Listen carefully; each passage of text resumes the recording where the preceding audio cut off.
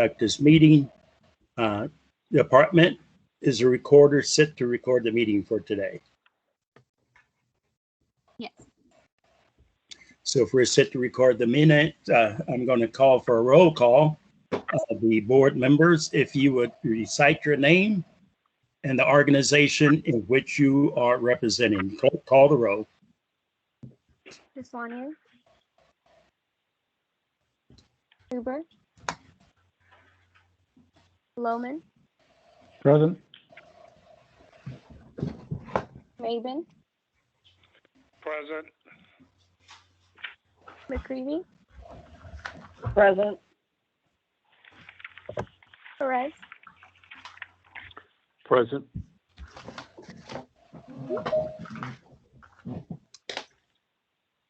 Looks like we have a quorum.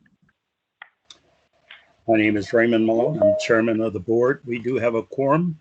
I'm going to ask the board if you would read, if you have read, I'll entertain a motion to accept the August minutes or any corrections. Board. This is Bob Lohman. I would move to approve the August meeting minutes as submitted. There's a motion on the floor to accept the August minutes as written. Is there a second? This is Maben. I second the motion. It's been moved and seconded by Mr. Maben. Clerk, will you call the roll? Lohman. Aye. Maben. Aye. McCreevy. Aye. Perez. Aye.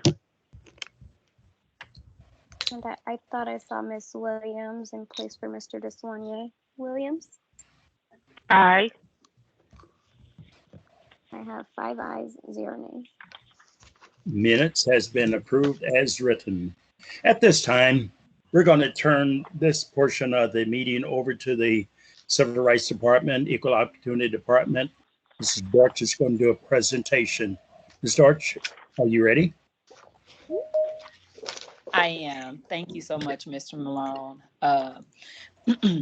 And to avoid any delays, I'm going to go ahead and jump into it. I will be switching to presenter mode after the first slide so that anyone who may be having difficulty hearing me may read along with the script.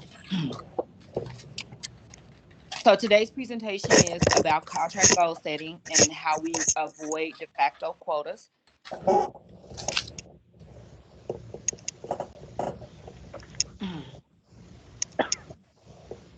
Quotas are considered the building in which minimum and maximum coexist. For contract utilization purposes, it requires meeting a target as a minimum and may create a maximum for those being utilized. This causes harm both ways and were considered violative of the equal protection afforded by the Constitution and codified in Title VI of the Civil Rights Act of 1964.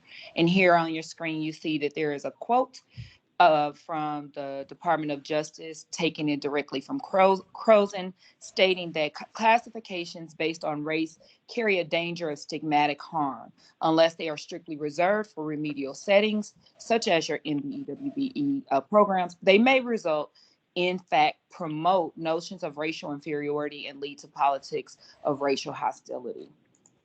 And with that understanding, I'll go into the historical framework by which we set goals. As many of you listening may know, Crozen is the case in which state and local programs were evaluated for constitutionality and where we get our strict scrutiny standard. Additional guidance in Title VII and Title VI of the Civil Rights Act of 1964 assists municipalities in ensuring procurement and utilization processes are appropriate and are applied in a manner that focuses on remediation of discriminatory effects in the marketplace in which the government is or was an active or passive participant. In Kansas City, Missouri, we are governed by City of Richmond versus Crozen, Title VI of the Civil Rights Act of 1964. Our SLBE program is race and gender neutral and based on equal access and opportunity. The MBE program is based on constitutional strict scrutiny, and our MBE disparity study supports our program by providing the statistical data, anecdotal data, and empirical data. The federal programs in the Civil Rights and Equal Opportunity Department include the DBE program, and is governed by the case of Adirondack Constructors versus Pena, Title VI of the Civil Rights Act of 1964. The race portion of the DBE program is based on constitutional strict scrutiny. And the program is also covered by T21, and it utilizes congressional national disparate impact analysis, which uses state and local disparity studies in the states. So how do we get here? We do a quantitative analysis, and this is what the Civil Rights and Equal Opportunity Department, or CREO-KC, framework is. We have a 5-part analysis of the marketplace. We review annual department plans, and they are to be submitted April of each year per the city code. This year, we are a little bit late, but all the departments have, as of today, submitted those annual plans, and they will be reviewed by the end of the month and presented to the Fairness and Construction Board in October. Review by CREO-KC to determine whether race and gender neutral means can achieve the compelling government interest of remediating past discriminatory effects is first analyzed. In areas where discrimination has been found, as explicitly laid out in the disparity study, those projects are subject to goal setting. Contract goals are set based on availability, on segmentation, qualitative analysis, with a final post-bid analysis where goals are either supported by responses to the bid or proposal and determinative of whether good faith efforts waiver should be granted. We commonly refer to this as the contractor utilization plan and request for waiver. In the event that such waiver is denied, then the bidder or proposal may appeal to the Fairness in Construction Board.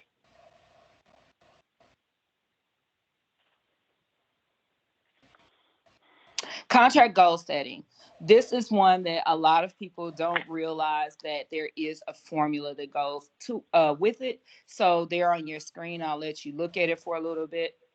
My engineers on the line probably appreciate having something concrete to look at.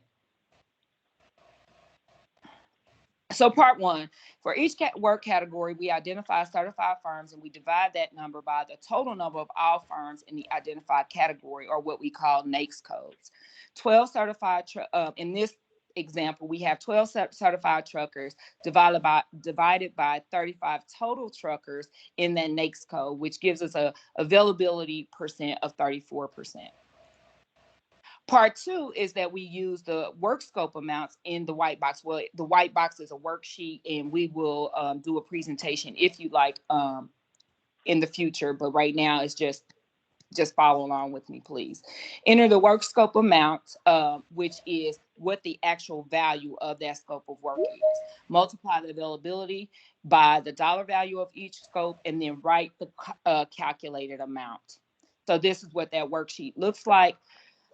For here, we have the NAICS code that we enter here, the number of certified firms divided by all firms. And you can see that gives us the work scope availability, how many firms are actually available to participate. And then that is multiplied times the actual value of the work, and it gives us our dollar figure there. How do we get the overall project specific goal? The overall goal is the sum of the certified work scope divided by the total project amount. And that is what you normally see on your worksheets that come in your packets. So here you would see that from that previous worksheet, here is the total work scope availability divided by all of the contract value. And you should get a goal of 11.4% when you divide the work scope amounts by the total project amount. So then, where does the Fairness and Construction Board sit in this analysis? The Fairness and Construction Board was created to review the marketplace conditions in the construction industry to ensure that there was fairness in the marketplace for all parties involved that may subcontract or prime for particular opportunities in the city of Kansas City, Missouri. The Fairness and Construction Board also serves as an appeals board for denial of CUP or request for waivers. And this is based on good faith efforts related to opportunities to subcontract only. This is a summary of those contract goal setting. So first, we get our annual plans. We use a race and gender neutral means first, our SOBE program, to see if it fits. Then we look at individual contract analysis as they come up, if they are deemed to have been subject to discrimination. We then bring it to the Fairness and Construction Board for review in order to review the marketplace conditions, including whether there will be prime opportunities, whether there is segmentation and cost estimate reviews that should be considered as well. We then look at our CUP or request for waiver. Once the bid results come back and we either approve or deny it, we go up or we go down. Many times the contractor utilization plans come back more than what our goals were set at the Fairness and Construction Board, but sometimes they do come under. And then in the event that they come under and they are denied for lack of good faith efforts, then though that bidder or proposer may appeal to the Fairness and Construction Board. If you have any questions or you wish for us to come out and do a presentation, you can contact me directly or Edwina Jones, and that is edwina.jones@kcmo.org to request a presentation and workshop for your organization or group. And with that, Mr. Malone, that finishes us for this presentation. Thank you for the presentation. As has been stated, if you have any questions, if you would contact the department directly and their presentation could be done. We will not ask for questions at this time due to our time constraint. We're going to go directly into our projects for today. So we're going to turn that back over to the department to present the projects for today. Good afternoon. This is Rio Cervantes Reed, and I have before us project 2021-0037, 27th Street Townhomes Phase 2. And it is estimated cost of $937,508. I have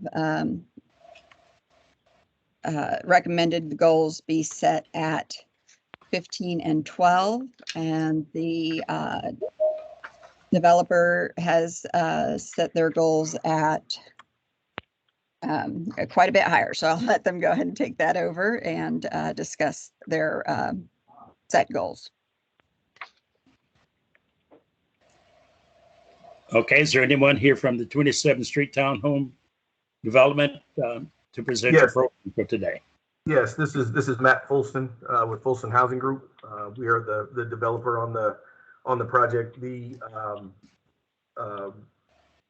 We've set those goals at a higher number based on the subcontracts that we anticipate continuing with from our phase 1 proposal. The lion's share of the construction will be done by MBE firms. We haven't contracted with them yet, only because we're waiting to close financing. But they are the same subcontractors, the subcontractor base that we had for both MBE and WBE for the first phase. I know that there was some confusion in a prior meeting, and while I wasn't there, I did see the video of the meeting to make sure that I knew where the issues were. I think we simply had a denominator issue on what we were using for percentages, but we provided that to the staff and firmly expect that we're going to be around the same 52 to 53% and 12 on the MBE and WBE respectively. So I'll if there's any questions, we can answer those, but that's where we stand today. Okay, the project was held because of a lot of clarification for the Fairness Board from your department. So before we go to HRD, I would rather have any questions from the gentlemen and ladies of the Fairness Board reference to the goals that you're recommending for today. The Fairness Board. Board members, your questions.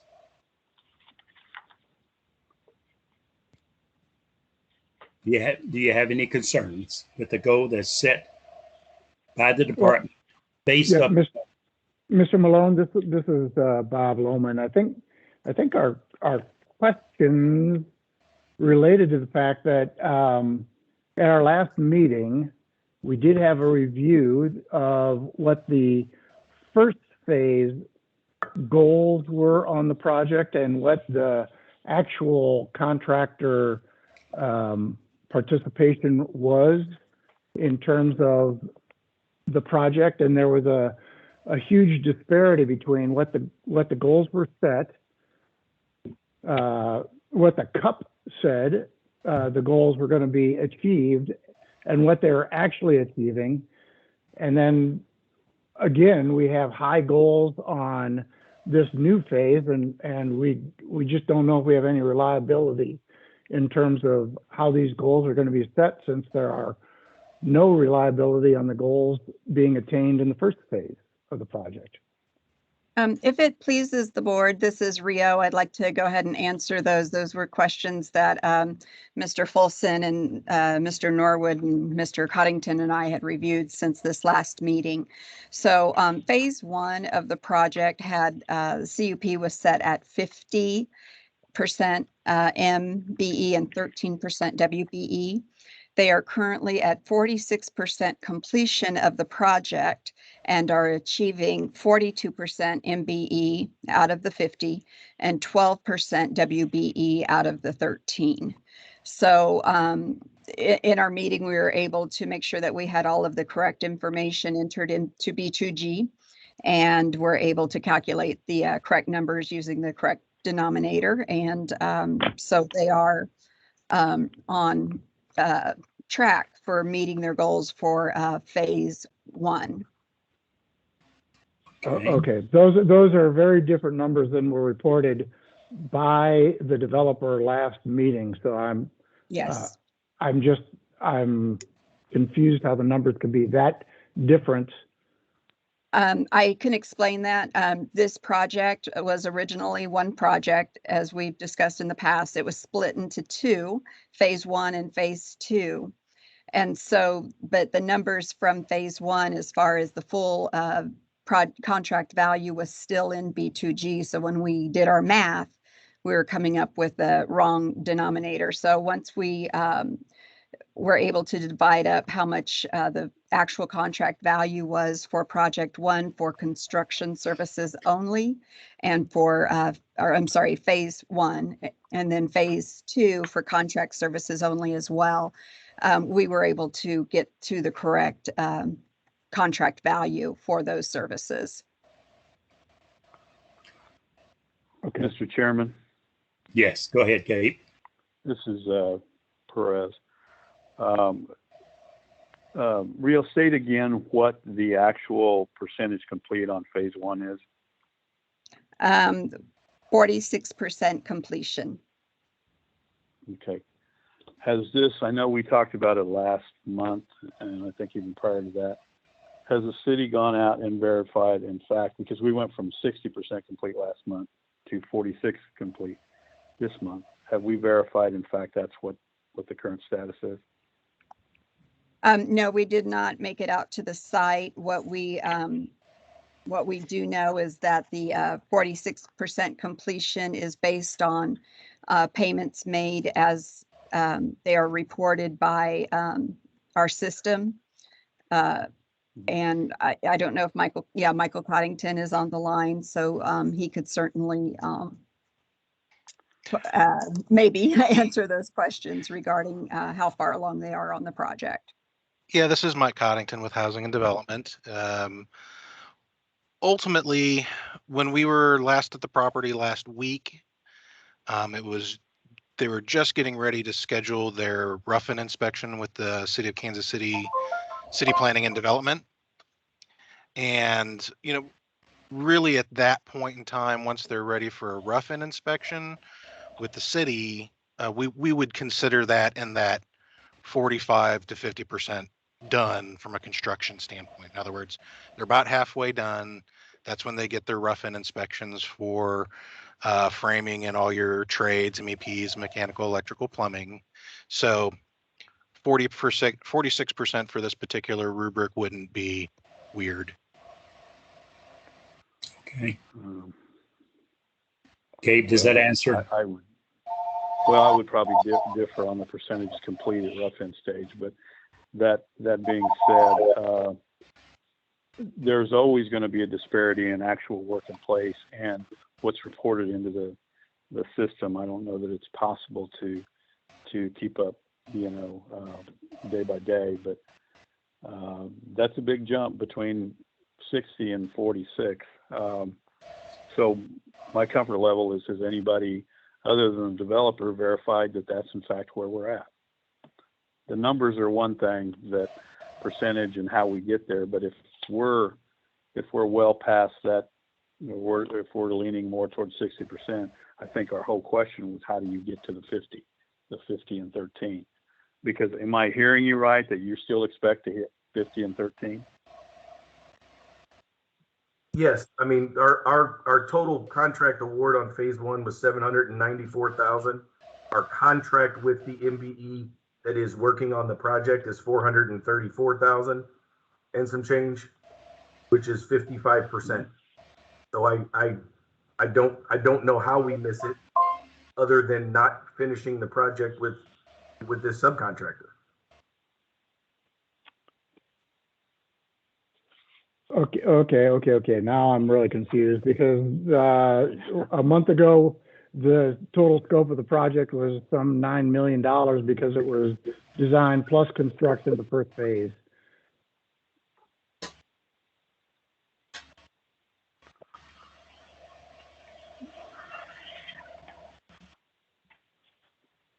Or it was even more than that. What do you, Gabe? Do you remember what I mean, it was design and construction, the first phase of the townhomes, was it not?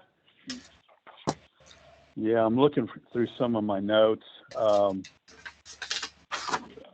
can't verify that number right now, but I'm just trying to make sure we're looking at this thing fairly, and I can't get to it because the information that's being submitted today is drastically different than they submitted previously, and no one has really ever verified, because remember, we specifically asked, please verify this to make sure, one, their numbers are right and their work in place is right. That's where we were going to start, so we'd know where to go. And this is Rio again. I'm looking at the original goal setting that was done for the project before it was split into two. The estimated cost of that was $2,177,844. Okay. That did include some non-construction services. So those were pulled out and split up. Everything, the construction was split into two phases. So phase one was I'm sorry, I don't have that right here in front of me. I know phase two was the $937,508. I'll have to look for my phase one again. It's like $1.2 million then, or about $1.2 million, or $1 million, 1.2 and some change. Phase one. Or phase one, yeah. I'm trying to be fair with everyone. It's just that we're having to go through a lot of gymnastics to get to what I thought was a fairly simple question. Work in place versus where you were currently with goals. And I'm struggling to get there right now. This is Andrea Dorch with Creole KC, and I just want to interject that I believe that the purpose was to ensure that the contracts that have been let are in line with what the goal contractor utilization plan is. So I know the staff and the developer has worked extensively together. Obviously there, Rio is not an inspector, so she wouldn't know, she can kind of estimate whether or not they're 50% or 60%, but that is all reliance on the developer.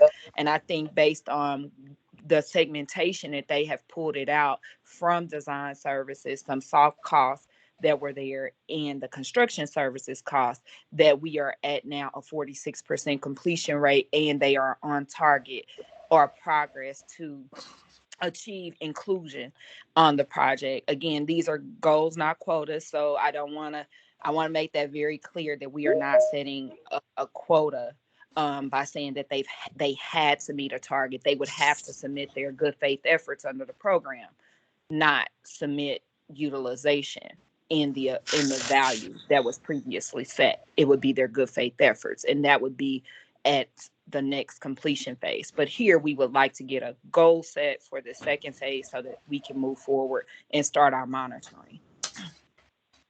Okay.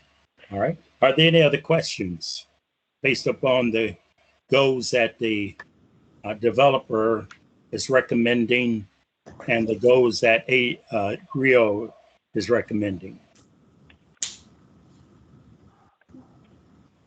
If they have already achieved, based upon the developer's presentation, 42% MBE and 12% WBE, and those were reported to Rio. Why are you recommending the 15 and 12 when they've already achieved the 42 and 12, which is much lower than what the developer is recommending at the 36 and 17? Okay, the 42 and 12 is on the phase one. Their CUP for phase one was 50 and 13. And so on phase two, their recommendation was 36 and 17. Yes. And after my own analysis, I did recommend 15 and 12. I do understand that mine are quite a bit lower than what the department or the developer had recommended, but I did use not the formula, obviously, but I did use a system commonly used to determine what scopes of work were available and were more likely to be taken by M or WBEs or awarded to Ms and WBEs. I also noted that there would be more than one work location running concurrent to others, and that it was very possible that there would be a self-performing general contractor, an M or a W as a general contractor on this project. So yeah, my goals were set in accordance with what the goals were set for phase one based on that analysis and based on my analysis 15 and 12. And I understand that they did submit their CUP at quite a bit higher on both phase one and phase two. I'm not going to question their how they got to that, except they are succeeding, obviously. Yes. And their CUP was accepted on phase one, and here on phase two. This is just my recommendation. All right. Thank you. Okay, board, the final decision is yours. So I have a question, Mr. Chair. Am Yes. I to understand that that the subs have already been chosen for phase two? Did I hear that correctly? And if so, the bid has already occurred? This is Matt Folsom. I assumed that we would use the same subs that we used on phase one. The site is 100 yards from phase one. They all intended to do the project as one project until we had to split because of the land, some title issues on one of the land. We haven't let those contracts yet. We're in conversation with the same subs who worked for us on phase one. So that's why I said I anticipated it being the same subs as they just finished working on or have done working on the first phase. Ms. Williams. Does that help any? Yeah, I suppose. Well, I would you- just make, I would just make a motion if the contract, if the belief is you can achieve 36 and 17, I'd make a motion for 36 and 17. There's a motion on the floor by Ms. Nguyen to accept the developer's recommendation of 36 and 17. Is there a second? Lohman, second. I would second that. It's been moved and second by Mrs. Wim and Bob Lohman. All in favor, clerk call the roll. Loman, Aye. Maven, Aye. McCreevy, Aye. Perez, Aye. Williams. Aye. I have 5 ayes, 0 nays. Ayes have it for this project. The goals are set at 36 and 17. I'd like to say to the developer, this took 3 complete months to be able to get this approved. It would be much easier if you work with the Human Relations Department, and when the Fairness Board have questions that should have been answered a month ago. I pray that you be more diligent and saving time to be able to get the project approved, as well as our time, which is extremely valuable. Thank you very much. Next project. This is project number 2, St. Michael's Veteran Center solar project. There were 3 scopes that were reviewed for analysis, and that was project management, engineering, and electrical. There were 66.42% firm availability in project management. There was 55.95% firm availability in engineering, and electrical had 5.98% of firm availability. Total available scope dollars was $75,227.15, or 18.98% at 9 and 9. And it is recommended of a goal of 15 and 15 to adjust for historical utilization on the last known project in 2014. Okay. Mr. Chair, this is Bob Lohman. Is there any way we can have that, see that information, or else have Andrea repeat it slower so we can understand where the numbers, because this is all a new way of calculating that we've not been exposed to before, and I'm caught a little blind here. That's okay. I'm right here for you. 89. Okay.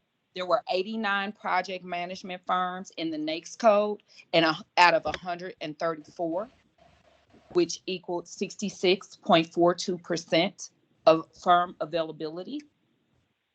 That firm availability. Ms. Dortch, do we know what percentage is woman business enterprise versus minority business enterprise of that 66%? That is a total between both minority and female. But we don't know a breakdown. It's broken down at the end. It's divided between the two. Based on our disparity study, the goals are 14.9 and 14.7, which is an equal breakout. And so when you do this particular analysis, you break it out at the end for scope availability. So the firm availability is 66.42%. The scope availability is $36,844.50, which is 66.42 divided by 100 multiplied by $55,472. And that gives you the scope segmentation and the firm availability. And it is by NAICS code. And that is a defensible way to set goals. It is blind. It is not quota-based, but it is equal. And you would have to accept that we are actually reviewing these projects as such, so that they are not setting a quota. So I think, Engineering has Miss 47 out of 84. Miss Andrea, this is Bridget. I think I don't disagree with anything that you said. I think the issue here is this is all new to Yeah. the board, and we're all caught off guard with this, with no training in terms of how we got to this point. And so we probably should have had some sort of review prior to the meeting, just so we understood the math. So that is one of the reasons for the presentation previously. I know some of you aren't actually on the screen. So Itzel sent it to those board members that could not see the presentation so that you can go along with the math. But the inquiry is based on the department's analysis of historical data, on Creo KC's quantitative analysis, and then the board's review for qualitative. We're telling you what is actually available. This is what's available. There were 89 project management firms in that particular NAICS code that performs project management itself. In engineering, there was 47 out of 84. And in electrical, there were 7 that performed solar specific out of 117 firms that were available. And that's how we came up with the availability. So I hope you understand what I'm saying is that whether the information was sent at the beginning of the meeting or not, it's still catching us all flat-footed. And so we're just trying to grasp what's happening here at the last minute. And so, and we had no ability to ask questions during the presentation. So I'm completely overwhelmed. That was part of the intent, is so that there can be an organic conversation, so that there was no outside discussion about the goal setting itself, but so that it can be organic during the meeting, so that you can understand that we are actually doing this goal setting in a quantitative manner. Our goal here is to set quantitative goals by quantity based on the availability that's in the database by NAICS code. And those are reviewed every contract. So and I understand, Ms. Williams, I understand, but I believe that based off of our Department of Justice review, that because the city has been accused of setting quotas in that manner, that we want to make sure that it's very clear how we set these goals, and that we're not actually giving up anything that is proprietary or would cause anti-competition here. And that's a whole other analysis. We can go into a closed session if you'd like. If somebody wants to make that motion, we can definitely do that. But this is as much as I can give you right now. So the goals are recommended of 15 and 15, and they are adjusted for historical utilization from 2014. As you can see, the department recommended 0 and 96%. So I would make a motion to go into closed session quickly. There's a move on the floor to go into closed session. Is there a second? A second from Lohman. It's been seconded by Bob Lohman. Clerk, call the roll. Bowman, Aye. Saban, Aye. McCready, Aye. Perez, Aye. Williams, Aye. I have 5 ayes, 0 nays. 5 ayes, 0 nays. Will you set up the screen so that we're in closed session, please?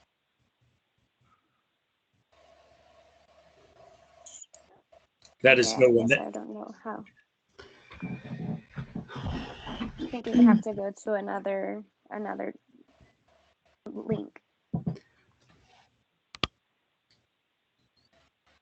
Yeah, and this is McGreevy. I'm calling in from my cell phone, so I think you're going to need to start a new conference, aren't you?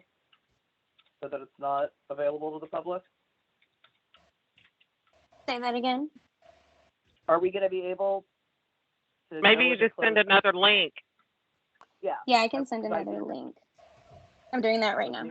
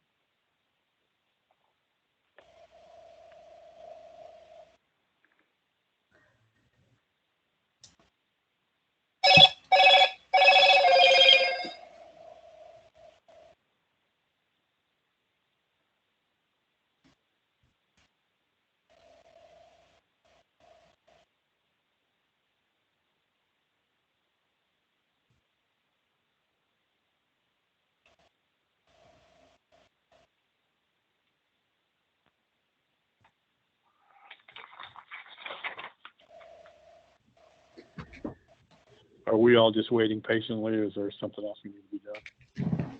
I think we're just waiting. Okay.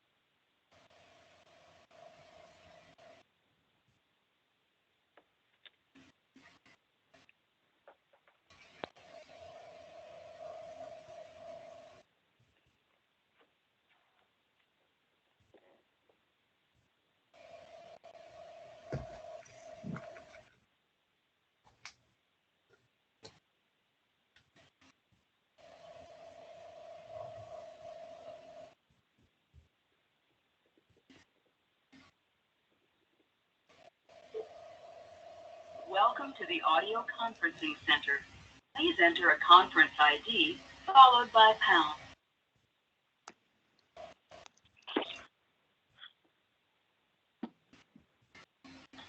Somebody is still on Sorry. this line that's being recorded. Try entering your conference ID again and then press pound. Mr. Malone, I think Yes. you need to mute. Okay. Okay, I did that because Sorry, I didn't get that. you sent a link to go into the private session. I was going in by phone. You need for me Okay, to... we can hear you on this line. It's going to be on this line. Okay. No, If just mute everybody's your line dialed in here. by phone. One more time, Bridget. Andrea. No, I was like, no, you just mute this one and go into the other one so that you can't hear the discussion from I got you. the closed. Okay, muting right now.